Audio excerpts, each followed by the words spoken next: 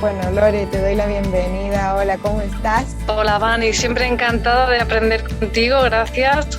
Bueno, pues me alegro de tenerte. Os agradecemos mucho pues estar conectados con nosotros hoy. Es un placer para nosotros estar haciendo este programa de vacaciones, ¿vale? Os presento a Lore, primero que nada, tiene experiencia como docente. Además, está iniciando su camino hacia el coaching. Además, tiene experiencia pues, con equipos comerciales. Os voy a compartir rápidamente el mapa de ruta que vamos a hacer, que consiste en que vamos a hablar de qué es el síndrome del impostor. Luego vamos a responder a la pregunta de por qué se da el síndrome del impostor, cuáles son los perfiles que lo padecen. Luego Lore nos va a compartir su experiencia con el síndrome a nivel personal para que luego pasemos al último punto, que es intentar superarlos. Os vamos a dar recetas de cómo podemos hacer para vivirlo un poco mejor a nivel práctico, ¿vale?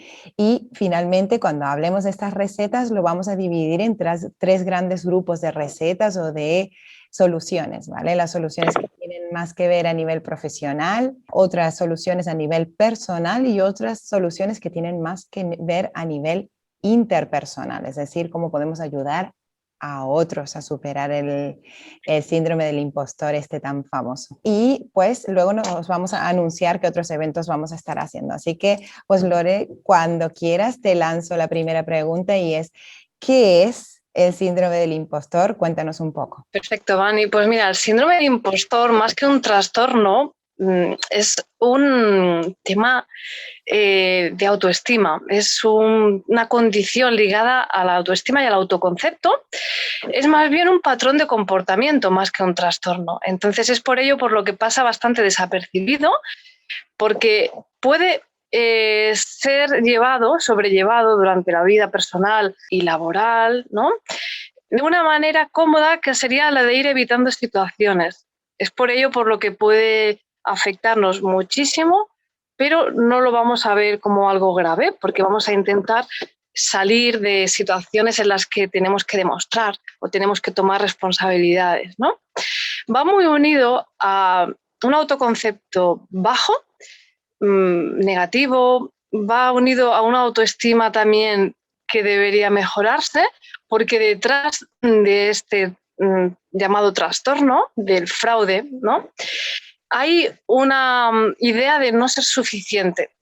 Entonces, con lo que ello comporta, es una sensación de no estar a la altura de las circunstancias. Afecta a personas, por lo general, con responsabilidades, pero no por ello lo tienen superado, ¿no? Sino que hay detrás un sufrimiento. Detrás de esto hay una carga emocional, por eso va muy ligado a la autoestima, a un bajo autoconcepto y a una idea interiorizada de no ser suficiente. Es por ello por lo que para trabajarlo pues hay que trabajar la parte emocional de la autoestima y todo el tema de creencias de autoconcepto. Entonces es más bien una sensación de no llegar a ser suficiente o de tener miedo a ser descubierto como una persona no apta, no válida, y por eso se le llama el síndrome del fraude, ¿no?, de la persona que piensa que no es tal como los demás esperan. Lore, me interesa mucho lo que estás diciendo porque hablas de dos conceptos básicos, que es el autoconcepto y la autoestima, ¿no? Me gustaría saber a nivel muy, muy básico qué diferencias ves tú en el autoconcepto y la autoestima que estuvimos discutiendo, ¿no? Y nos estuvimos preguntando esto, ¿cuál era realmente la diferencia? Creo que es fundamental para este síndrome explicarlo. Exacto, la autoestima sería la parte emocional de cómo yo me siento por cómo yo me pienso o por cómo yo me autoanalizo, que sería el autoconcepto, ¿no? Cómo yo me creo que soy es el autoconcepto y cómo yo me siento que soy, ahí vendría la parte de implicación emocional de la autoestima. Claro. La autoestima era un trabajo como muy profundo, ¿no? Pero aún más el autoconcepto, porque tiene creencias, ¿no?, interiorizadas y hay un trabajo muy potente que hacer detrás. Ujú. Así que, pues si entiendo bien, pues el autoconcepto es más los aspectos cognitivos de cómo nos vemos, de nuestra identidad, de nuestra propia manera de vernos, que no tienen que ver necesariamente con las emociones y en cambio la autoestima sí con lo emocional. ¿Y qué personas lo padecen más? Y la otra pregunta es, ¿por qué se da? ¿Por qué se da? ¿Cuál es el contexto que favorece que esto sea tan común? Es muy, muy frecuente en las personas altamente expuestas, incluso pues en personas de alto rendimiento, ¿no? Desde deportistas a ejecutivos, ¿no? Mm. Hay un perfil de personalidad tal vez más propenso, que es la persona insegura, ¿no? O más introspectiva, con más carga emocional interna, ¿no? Que no relativiza tanto, ¿no? Y bueno, puede afectar a personas también que son muy perfeccionistas, muy autoexigentes, o personas que han tenido alguna experiencia traumática y a partir de ahí pueden haberse visto pues alterado su autoconcepto o su autoestima, ¿no? Al ser fácil de evitar situaciones, es difícil detectar el síndrome porque puede haber una conducta evitativa, ¿no? Entonces va pasando desapercibido en las diferentes áreas de la persona. Y de hecho, ahora voy a ponerlo como con un aspecto un poco gracioso, ¿no? Como para ilustrarlo, ¿no? Pero es esa sensación que puede tener, por ejemplo, un traficante de drogas que un día venga un helicóptero, ¿no? A buscarle y que toda la trama, pues, que tiene montada, ¿no? Se evidencie y finalmente, pues, sufra las consecuencias. Pues es un poquito lo que siente el impostor, que es como que estuviese haciendo algo que, pues, que realmente no merece hacer o teniendo una posición que no le pertoca, ¿no? Y que por eso en algún momento algo va a pasar, que no sabe bien cuándo, y eso le hace estar en permanente tensión y con miedo. Pero quería que nos expliques, Lore, un poquito sobre el contexto. ¿Qué es lo que promueve que este síndrome sea tan común? Bueno, vivimos en una sociedad muy basada en los méritos, ¿no? En la evaluación constante, es un mundo competitivo, el mundo moderno,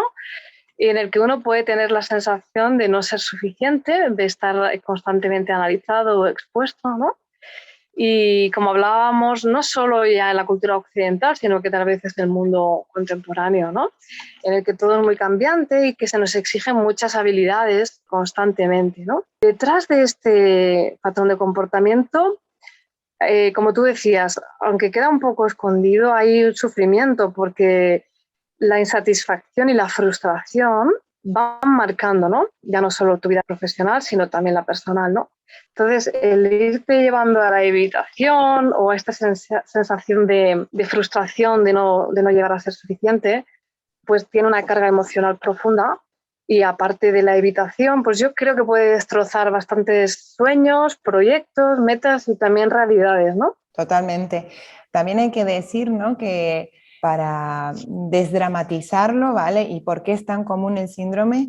Es el hecho de que, aparte de una sociedad competitiva en donde tenemos que estudiar, ¿no? Para ser mejores, para poder tener acceso a un buen trabajo, para poder tener acceso a reconocimiento social, esta cultura occidental también está montada con una mentalidad sobre los objetivos, sobre la competición y además nuestro propio sistema educativo está montado con un sistema de cualificaciones, ¿no? En donde poco nos enseñan sobre habilidades interpersonales o de inteligencia emocional y mucho más sobre pues en sí conocimientos o simplemente pues más intelectual. ¿No? Que no tanto más interpersonal o más de el propio autoliderazgo, ¿no? Todas estas cosas nos enseñan y la educación está muy marcada por como escalas, ¿no? De paso o no paso, soy apto o no soy apto, me promueven o no me promueven, incluso en el trabajo es así. Entonces, nuestra propia cultura genera, ¿no? Esto, Lore, de favorecer pues que las personas puedan sentir esta inseguridad. Está muy bien, Dani, lo que dices, porque más que centrarse en el proceso, ¿no? Nuestra sociedad se centra en los resultados, en los éxitos, ¿no? Y hay un proceso de desarrollo muy importante, ¿no? Que te genera habilidades para otras situaciones. Y entonces yo creo que la clave ahí sería centrarnos un poco más en el proceso, que lo veremos luego al final de la charla, en los soluciones posibles. Lore, compártenos tu experiencia. ¿En qué momento, qué te ha pasado que nos quieras compartir, que te sientas cómoda de compartir, que tenga que ver con este síndrome del impostor? ¿Es que has tenido la posibilidad de sentirlo, vivirlo? Sí, lo he sentido, incluso gracias a ti, Dani, pues casi lo he podido a lo mejor detectar por esa sensación de tener que estar formándome constantemente, como planificar mi carrera profesional sin pausa y formación continua e incesante, casi como, no compulsiva, pero sí como la sensación de un vacío de nunca ser suficiente, ¿no? Entonces aquí está muy bien poder compartirlo con personas de confianza, como hicimos, para ver que se es suficiente con lo que uno ha estudiado o con las habilidades que uno ha desarrollado en sus puestos de trabajo y no tender a exacerbar esa sensación de que falta, ¿no? De carencia. Entonces, a mí me ha pasado evitando situaciones de alto compromiso, de alta responsabilidad, y me ha pasado sintiéndome con la necesidad de una formación constante sin pausa. En esas dos situaciones lo he vivido. Mi experiencia personal ha sido también bastante fuerte, sobre todo en dos sectores fundamentales. El primero es el hecho de hacer vídeos, ¿vale? Yo he tenido mi experiencia como formadora y en las empresas, ¿vale? Pero nunca había hecho vídeos. Y para mí el entrar en el mundo del vídeo ha sido realmente una superación permanente, y todavía lo es, del síndrome del impostor, porque yo he pensado, ¿y quién va a ver mis vídeos? ¿Y cuándo alguien me va a decir de manera pública pues que no lo hago bien? O alguien me va a expresar pues que no le ha gustado mi vídeo, ¿no? Esa sensación de estar expuesto, ¿no? Al final es una cuestión mía, ¿no? De autoconfianza, que he podido superar y que luego vamos a decir cómo ahora mismo. Y luego, pues también cuando he empezado como emprendedora ha sido un salto al abismo, ¿no? Muy grande, en el cual, bueno, tú te preguntas, ¿y cómo voy a empezar yo como emprendedora y voy a hablar sobre estos temas de la digitalización si yo, pues quizás con mi experiencia, sí que he tenido experiencias en la digitalización, ¿no? En las empresas, pero ¿y si no sé todos los temas? Bueno, pues hace falta formarme, pero en aquel momento cuando empecé pensé, wow, ¿seré capaz?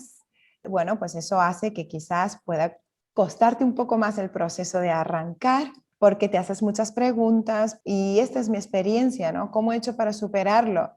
Bueno, ahora me gustaría, sobre todo, más que explicar yo cómo he hecho para superarlo, vamos a empezar dando las soluciones, ¿vale? Y sí que me gustaría, Lore, que nos expliques tú, a nivel personal, cómo has hecho para superarlo. ¿Qué consejos darías a la gente para que puedan superar su propio síndrome del impostor y tenerlo a raya? Para mí lo más importante siempre es poder comunicar para desdramatizar las situaciones, ¿no? Poder comunicar abiertamente lo que uno en ese momento está sintiendo.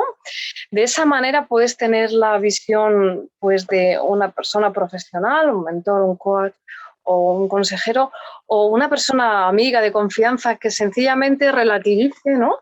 Esa visión tan subjetiva, que puede ser negativa. Entonces, para mí lo importante es hablarlo, exponerlo, coger la confianza en uno mismo y en los otros.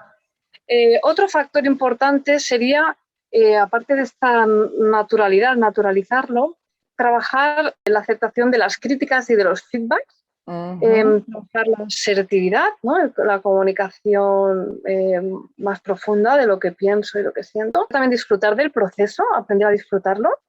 Y pues yo creo que sean estos puntos. No sé cuáles aportas tú, Ani. Bueno, pues entonces para resumir los tuyos, comunicar, naturalizar, también pues buscar feedback y trabajar la asertividad para poder colocar esos feedbacks, ¿vale? Porque es que normalmente nos relacionamos cuando tenemos miedo con aquellos que nos van a decir que lo hacemos muy bien. Y justamente lo que tenemos que hacer es, cuando tenemos miedo, cuando tenemos el síndrome del impostor, es relacionarnos con aquellas personas que sabemos que nos van a apreciar, pero que tienen un toque de neutralidad y que incluso pueden decirnos aquellas cosas que nos van a doler o que nos van a molestar, ¿vale? Son aquellas personas las que nos van a ayudar a poder crecer. Pero en el momento en que somos capaces de afrontar y comunicarlo, oye, tengo miedo de empezar, oye, pues tengo un fantasma de que no voy a ser capaz, oye, estoy en una situación incómoda, pues en ese momento es cuando realmente el síndrome del impostor empieza a morir, Es entonces cuando nosotros mostramos la voluntad de compartir y de sacarle el fantasma, la visión fantasmagórica y dramática que tiene el asunto, es cuando empezamos a trabajarlo. Y mi consejo sería 2 ejercicios. Yo, por ejemplo, cuando tuve el síndrome del impostor con los vídeos, lo que decidí es practicar 20 horas, ¿no? Que es la receta que yo siempre digo que es infalible. Practicar 20 horas es como alguien que empieza a tocar el ukelele, ¿no? La persona que empieza a tocar el ukelele, pues, y quiere tocar conciertos o 2 o 3 canciones para su familia, pues no saben, no tienen idea de cómo se toca el ukelele, no tienen buen oído de manera natural y pues va a empezar, por supuesto que tiene miedo de hacer un papelón, que algo salga mal, ¿no? Sobre todo si hay personas mirando, que ese es el tema, ¿no? Que estamos sujetos a la vista de los demás. Pues ¿cómo se hace? Para practicar 20 horas es, primero me voy a exponer. Si yo quiero hacer vídeos, voy a tener ya preparada un teléfono con una cámara, me voy a comprar un buen foco y lo voy a dejar a mano. Voy a establecer un día en donde yo voy a exponerme a eso que me genera el estrés, que me genera el síndrome del impostor, de manera repetida, ¿vale? No quiere decir que van a ser en 2 días o en 3, en una semana lo voy a tener completo, sino que, por ejemplo, voy a hacer 2 horas de práctica cada día, pero no voy a poner el iPhone en no sé en dónde, en el garage, ¿no? Que sea inaccesible a mí, o no voy a poner el foco que se llene de polvo pues en un armario que está difícil de acceder y que tengo que coger una escalera, ¿no? Y lo mismo ocurre pues con la persona que va a tocar el ukelele, pues esa persona buscará tener el ukelele al lado del sofá, donde pues cuando llega de trabajar se sienta a tomar su refresco, lo que sea, y ahí lo va a tener para recordarse que no tiene que procrastinar y que pues lo quiere hacer, es algo que quiere hacer. Y luego lo de las 20 horas, Lore, es que en realidad no podemos emitir un juicio hasta que hemos invertido algo de tiempo en ser mejores. Entonces, pues esto es una cosa infalible que tiene que funcionar, que es intentar neutralizar cualquier tipo de juicio propio sobre lo que estamos haciendo hasta que hayamos pasado cierto tiempo que ¿no? Que nos garantice que vamos a ser un poco más objetivos sobre el juicio que vamos a emitir sobre nosotros mismos. Así que ejercicio, pues practicar aquello que queremos hacer, exponerse y hacerlo durante 20 horas. Y luego, pues preguntarme a mí misma, ¿es que he mejorado? ¿Es que lo estoy haciendo mejor? ¿Qué piensas tú, Lore? Muy bonito esto que comentas de constancia y progresión, ¿no? De que haya un compromiso, es muy bonito. Y además que es reconfortante mucho más que la frustración que puede derivarse de evitaciones, ¿no? Y por otro lado, dicen que duele más el dolor de no haberlo intentado, ¿no? Que de cualquier fracaso. Totalmente. Porque cualquier fracaso, ¿verdad? Es un aprendizaje, es una experiencia, pero el no haberlo intentado pues tiene un peso moral bastante negativo, ¿no? ¿Cómo se puede combatir o cómo se puede ayudar, ¿no? A erradicar el síndrome del impostor en el área profesional? Es que el hecho de tener el síndrome del impostor es lo que les hace fallar. No puede que hayan sido recientemente promocionados y que no estén del todo listos, ¿no? Para asumir esas responsabilidades. Es ahí justamente donde ellos tienen que estar rodeados de unos buenos mentores o pues poder compartir con su manager superior, ¿no? Lo que le está pasando. Es ahí donde para mí es cuando a nivel profesional necesitamos ser capaces y humildes para pedir ayuda, levantar la mano. Si sabemos que algo nos está boicoteando, ¿no? Nuestra posible carrera, yo a nivel profesional compartiría las siguientes recetas. Primero, entender la diferencia que hay entre el miedo, la creencia y los valores, porque el síndrome del impostor, como hemos dicho, implica que tú ya has tenido éxitos antes. Esos éxitos antes, tú deberías ser capaz de hacerte un pequeño diario para contarlos, para verlos, para recordarlos, porque eso te va a ayudar a darte cuenta pues que en qué nivel realmente el síndrome del impostor te está afectando. Si es que es un miedo porque tienes vértigo, porque entras en un terreno de lo desconocido, o es más profundo, si es que tiene que ver, como hemos dicho al inicio, con tu propio autoconcepto, con tu autoestima, entonces habrá que trabajar más a nivel de creencias. Incluso puede ser aún más profundo, un paso más allá y que sean tus valores. Por ejemplo, un valor puede ser que promocionar cuando tú tienes un equipo de colegas que son súper colegas tuyos y que tienes incluso amistad. Puede ser que tú pienses que promocionar, por ejemplo, es traicionar a tu gente, que vas a alejarte de ellos, que pueden verte como una persona oportunista. Pues estas cosas hacen que podamos distinguir, ¿no?, el síndrome del impostor en 3 niveles.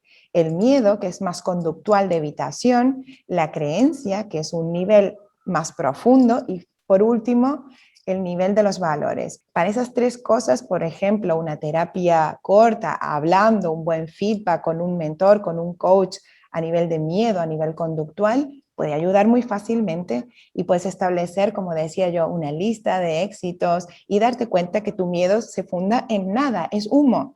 Eso te va a ayudar, ¿no?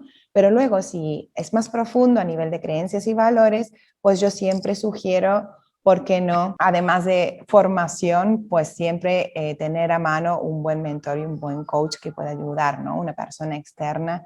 Lore, ¿qué piensas tú? Sí, trabajar mucho sobre la información, tanto la que uno pueda generarse escuchándose, como la que pueda recibir de fuera, porque, bueno, dicen, ¿no?, que el tener información es tener poder.